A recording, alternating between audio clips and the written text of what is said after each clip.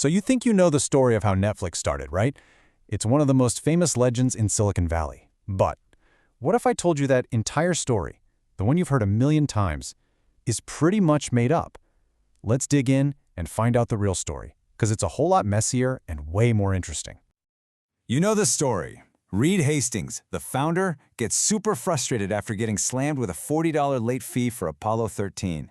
And in this flash of brilliant insight, he dreams up a whole new way to rent movies. It's such a perfect, neat little story. It makes a multi-billion-dollar empire feel like it all started with one single relatable moment of genius. And there it is, the legend, spelled out. This is the version you'll find in countless articles. Heck, it's the story the company itself told for years. And you know what? It's fantastic marketing. There's just one tiny problem. It's not actually what happened. Boom. There you have it, straight from the other co-founder and the first CEO, Marc Randolph. He literally calls it a convenient fiction. The truth? There was no single aha moment. Nope. The real story is all about struggle, a ton of terrible ideas, and one brilliantly simple test. Okay, so let's peel back the layers of this corporate fairy tale and get to the reality of what it actually takes to build something from absolutely nothing. And this is where it gets really interesting. I mean, look at the contrast. The myth is so clean and inspiring, right? A flash of genius. But the reality? Oh, the reality was a chaotic, messy, collaborative grind that went on for months and was filled with just one dead end after another. That's right. The real birthplace of Netflix wasn't a moment of anger in a Blockbuster store. It was inside a car during a daily commute between Santa Cruz and Silicon Valley. Every single day, Marc Randolph and Reed Hastings would just pitch each other dozens and dozens of potential business ideas. And some of these ideas were, well, they were really out there. Personalized shampoo, custom pet food. I mean, they were just throwing everything at the wall. They even pitched video rentals by mail, but they shot it down almost immediately. Why? Well, back in 1997, movies meant VHS tapes. They were bulky, heavy, and a total nightmare to ship. So that idea, just like the custom dog food, got tossed right into the bad idea pile. But then, a brand new piece of technology came along and changed everything. This wasn't about a better business plan, it was about a completely new format that suddenly made the impossible seem, well, possible. So one morning, Reed Hastings hops in the car and he can't stop talking about this new thing called a DVD. And all of a sudden, that old rejected video rental idea didn't seem so crazy anymore. A DVD was small, it was light, it could probably survive being sent through the US mail. But you know, probably doesn't cut it when you're about to start a business. They had to know for sure. And this, right here, this is why they succeeded. Instead of wasting months writing a 50-page business plan, they ran a simple, cheap experiment. Right there, in the middle of their commute, they pulled over, bought a used music CD, stuck it in a greeting card envelope, and mailed it. And the next morning, it showed up at Reed's house, perfectly fine. For the price of a postage stamp, they proved their entire business concept could actually work. Genius. So, with their concept proven, they launched. But fast forward a few years, the dot-com bubble bursts, and Netflix is on the verge of total collapse. They go looking for a savior. And their only hope?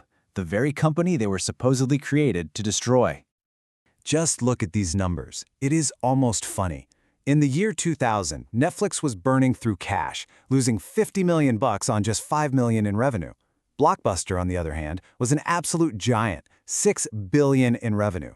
We're not talking David versus Goliath here. This was more like an ant asking an elephant for a bailout. And this was the magic number. They walked into Blockbuster headquarters and offered to sell the entire company for $50 million. All they wanted was for Blockbuster to cover their debts and take over their little online business.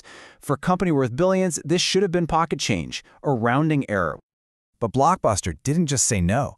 According to Marc Randolph, they practically laughed him out of the room. He says he could literally see the execs trying to hold back their laughter. They saw this tiny, money-losing company as a complete joke, not a threat. And that rejection, as totally humiliating as it must have been, forced Netflix to find another way to survive.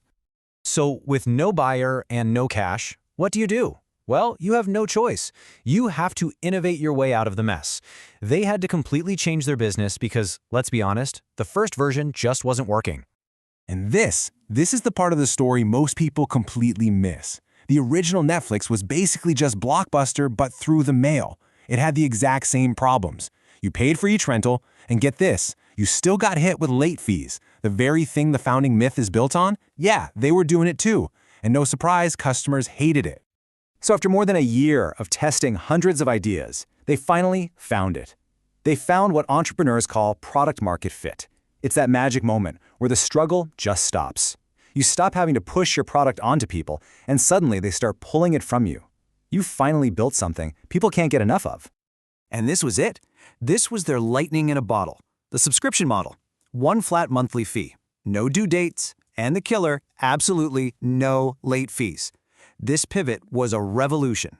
It took their single biggest weakness, that 3-day wait for the mail, and turned it into their greatest strength. The movie was always just waiting for you at home. The punishment was gone. It was replaced by pure, unadulterated convenience. You know, this whole experience, the constant testing, the near-death experience, the radical pivot, trusting your people, it wasn't just a business strategy. It got baked right into the company's DNA. It created one of the most famous and most intense corporate cultures in the world. Because they had survived by taking big risks, they built a culture that encouraged it. Their whole philosophy was, instead of creating rules to control the few people who might have bad judgment, just don't hire those people. Get rid of the rules and only hire adults with good judgment. No vacation policy, no expense policy. I mean, can you imagine? The whole idea was to build a high-performance pro sports team, not a feel-good family.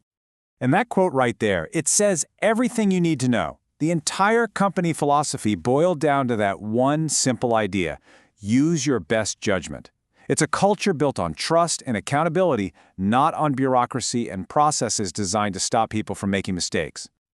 So, the real story of Netflix has nothing to do with a $40 late fee.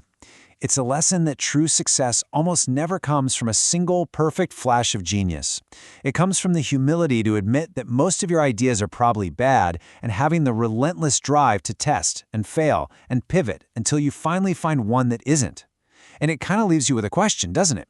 What could you build if you stopped waiting for that one perfect idea and just started testing?